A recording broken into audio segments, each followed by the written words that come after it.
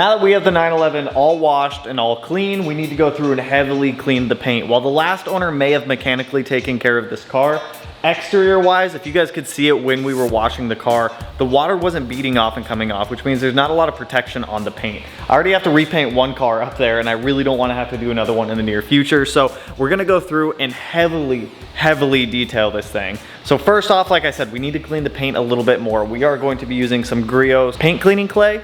Just go through the car. What that's gonna do is just pull off any micro dirt stuff, road debris, crap that is embedded into the clear coat. Once we go through and we completely clay bar this thing, we can then go through, correct the paint, polish the paint, and then put a protectant on it.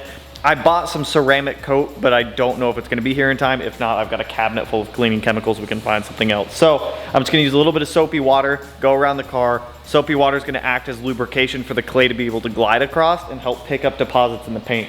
Clay barring, in my opinion, arguably takes the longest, but then again, I'm also not a professional detailer. Professional detailers may say that another aspect does, but for me, the clay bar always feels like it takes the longest. The goal here is to get this thing looking damn near as new as we can. Can we not have it so it's stream? Oh, okay, let's not do that.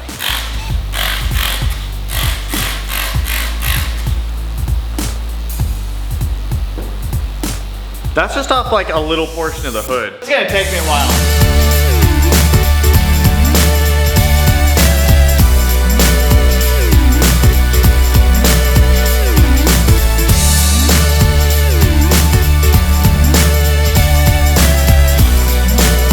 We are through the clay barring stage on the 911. Paint feels and looks way better. I will say that there was a lot of embedded dirt in that clear coat. This clay is just it's such a deeper yellow or darker yellow than what I originally pulled out of here. So that is going to go in the trash. And now we are going to move on to paint correction. Now overall, the paint on this car isn't terrible. It's gonna be almost damn near impossible to show you guys on camera, but there are scratches and like acid raindrops in the paint.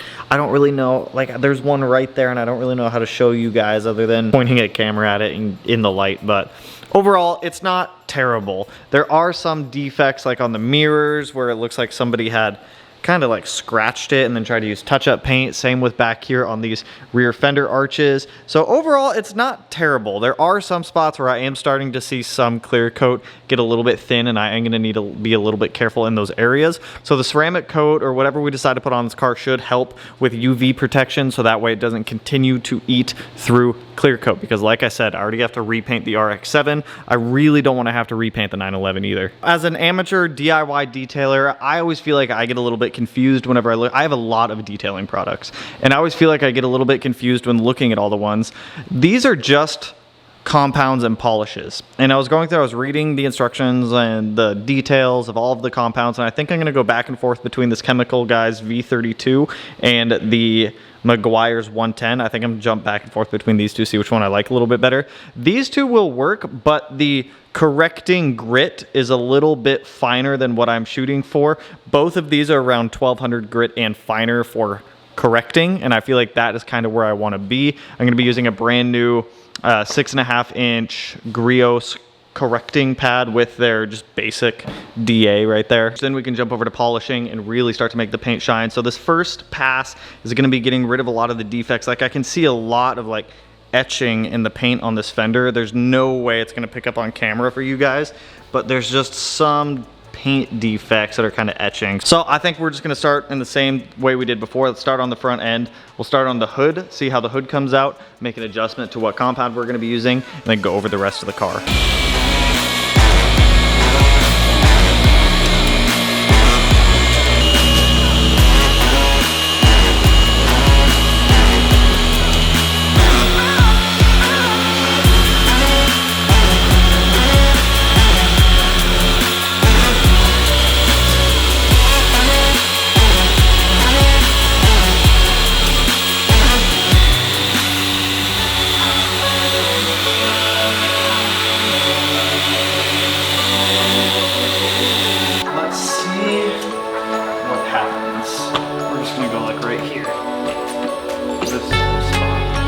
Not inconspicuous at all, but we're gonna go right here.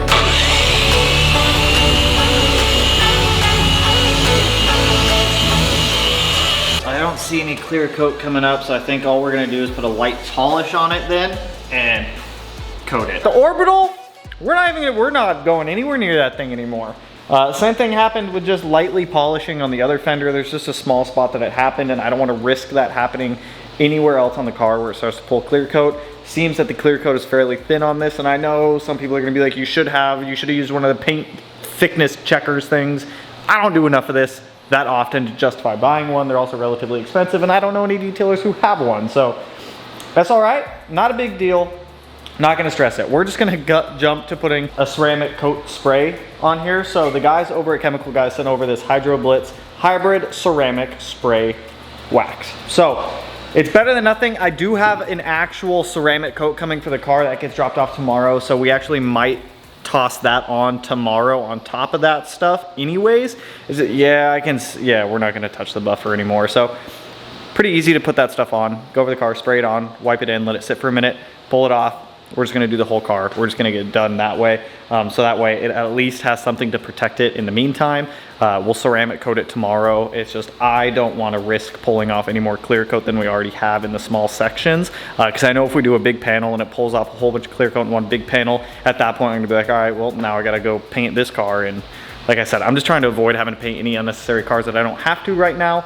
Because the two that I do, or that I am getting painted, that's already expensive enough, and we're not shooting for 3. So let's get to it. Let's just watch clear coat come off with this hybrid sprayed ceramic stuff. It's not. Let me clarify. It shouldn't.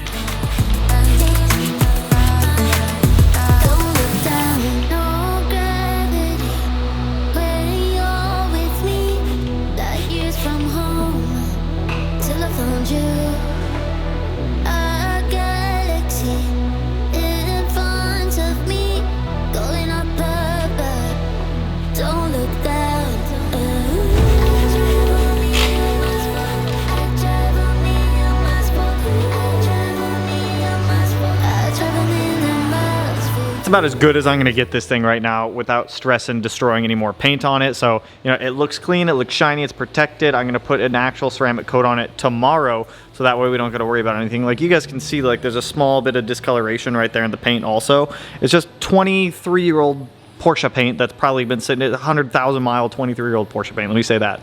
Seen a lot of sun, seen a lot of UV, just like any old car that I buy.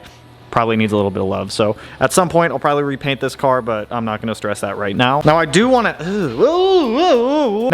heavily detail the interior of this car, which we're about to do. I actually bought one of those.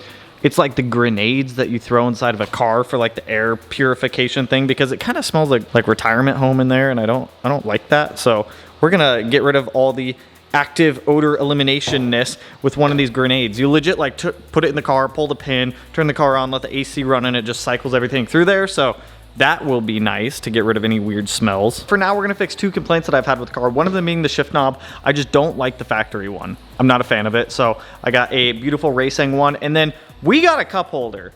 And not any cup holder, like the most OEM plus looking cup holder I've ever seen. I want to talk about this when we go to install it. So let's actually jump to the shift knob first, and then we'll jump over to that thing, because that is probably the most excited I've been about a modification. All right, now I have no idea how to change out the shift knob in this car. One would assume that it untwists. How do you come off? Some little brackets here to hold the cable in. How to remove the OEM shifter? No, I just want the shift knob. How do I take the shift knob off? What? What do you mean there's an Allen? Oh, it just pulls off!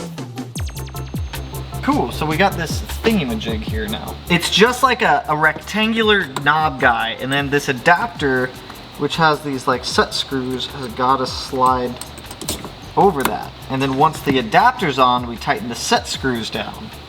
From there, I have no idea, but we will figure it out. Just a little bit on both sides. We're going to tighten that guy to the shift knob. And there we go. I will say, that took me 25 minutes to install a shift knob. 25 minutes to do a shift knob. But it looks better, and it feels better in my opinion.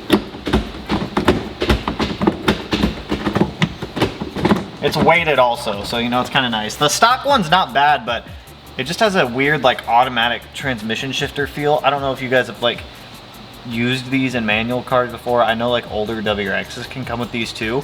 Like this one got reupholstered and it's nice, but it's like I don't like it. I don't like it.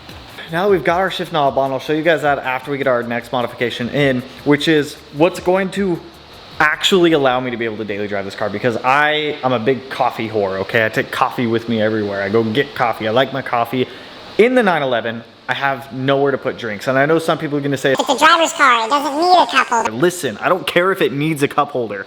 I want a cup holder. Okay, so Tom, really cool dude, reached out. He makes parts for the 996 and the 986, both the 911 and the Boxster, as well as older 911 G-body. So yeah, he's a big Porsche dude, super enthusiastic about these cars, absolutely loves them. He reached out, he's like, hey man, I make some really cool OEM plus stuff.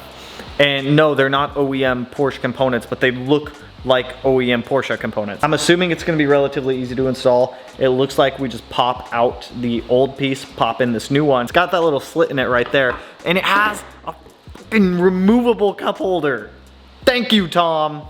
Thank you. So I'll link his Etsy store down below. It's called Rendition, as well as Sierra Madre Collection. I may have pronounced that wrong. I'll link them both down below. He sells on there and Etsy. The Etsy one, I'll have a coupon for you guys. So if you guys want to save a couple bucks on it and you want one of these for your cars, you can definitely snag one. So let's get this thing in and test it out, because I have a drink right there we can use. Looking at this thing, it's this piece right here. So I'm actually gonna go ahead and pop this guy out. And I'm pretty sure, yeah, this just pops right out. And then this guy should just pop right in.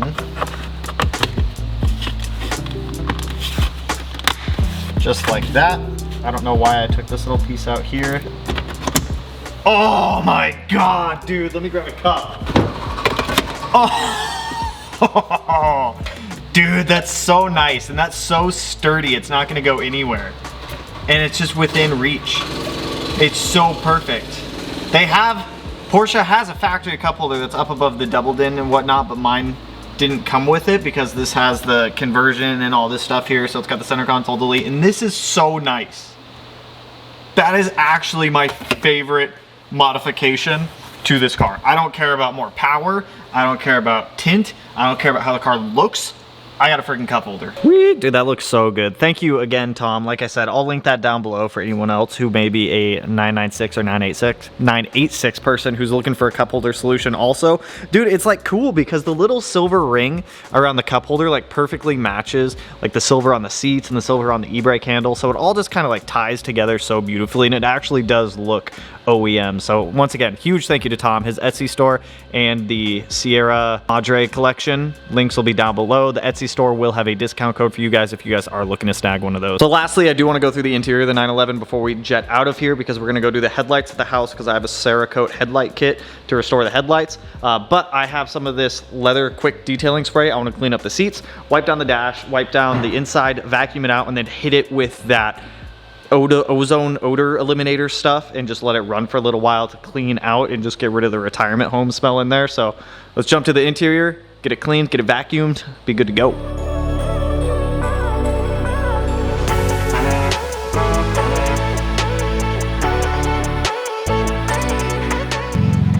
Start engine, turn on air conditioning and set to maximum speeds with the recirculating setting on. Ah. How long does that thing spray for? I've never done this. It smells nice, it smells like Febreze. I'm just gonna let it go to town, I guess.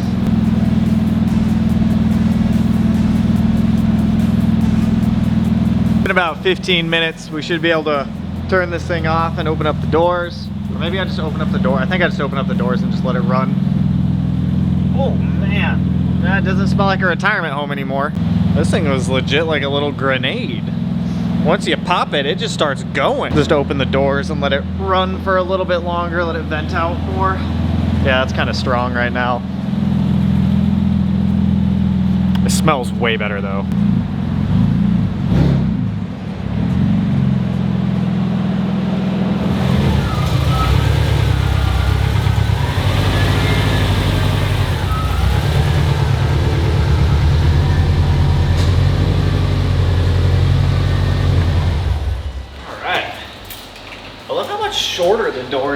Subaru. I mean, it's a sedan, so they're gonna be, but let's jet out of here. Driving the 911 for the first time since we did the straight pipe on it. Oh my God, does it sound terrible? Does it have a lot of cool turbo noise? Hell yeah, it does. Does the car sound like butthole? Oh yeah.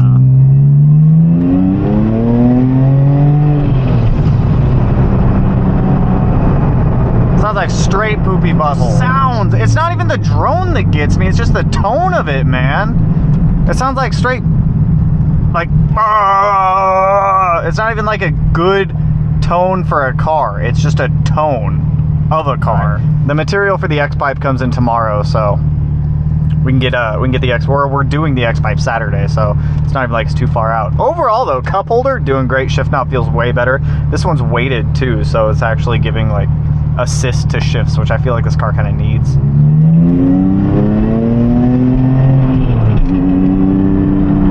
Hello, Mr. Subaru. Hello, Mr. Subaru. I wonder if he's a subscriber. Are you subscribed to me? Are you my friend? Whoever said straight pipes drone on these cars, you're right. I ain't gonna lie, you're right. Unfortunately, USPS has lost the ceramic coat in the mail, so it looks like I'm not doing that today, and we will do that in the future, so I'm not going to worry about it right now. For the most part, the 911 is equipped to run daily driver duties. For the meantime, I have the STI over at the shop. I need to cut and weld the new blow-off valve onto that intercooler piping. I have a little bit of stuff that I need to do to this. We have a new hood coming on Monday for it, so Monday will probably be like a Subaru-esque day. Tomorrow we are going to be building the X pipe for the 911 to be able to fix the exhaust, because to be honest, it just sounds kind of like poo-poo caca right now. I am trying to keep up with like consistent uploads right now, you guys. I'm just trying to get this thing knocked out. You guys have probably seen this STI in the background for a while now, so that I should be wrapping up with. I probably have maybe like 3 more hours worth of work on that thing. So we should be back to normal uploads now. I do have another set of customer cars coming in, so we are gonna be getting some videos on those, but that's all I got for you guys on this one. 911 is coming along. I'm just gonna be driving it for the most part. I don't plan on doing anything too crazy to it right this second. The front suspension does need a little bit of love, so I'll probably do some stuff on that. But my main goal right now is to get through all of these little like side tasks and projects I have sitting around, because I want to jump on the RX-7 ASAP. I just don't want to jump on the RX-7 while I still have all of these little projects going on, so that way I can really just focus on the one thing right now. So with that, that's all I got for you guys on this one. The biggest gripes that I had with the 911 are fixed. Cup holder, shift knob, car's cleaned, and it doesn't smell like a retirement home anymore. X pipe will be going in tomorrow, and then this car's gonna be pretty much good to go for me to be able to play with and enjoy for a while. So like I said, that's all I got for you guys on this one. If you like the video, you know what to do. Go ahead and hit that like button, turn it black, blue, green, yellow, purple, silver, cyan, whatever color it turns for you. And if you're not already subscribed to the channel and you want to be, put it in one of these corners. No idea which one quite yet, but with that, I will catch you guys in the next one. So peace out, homies.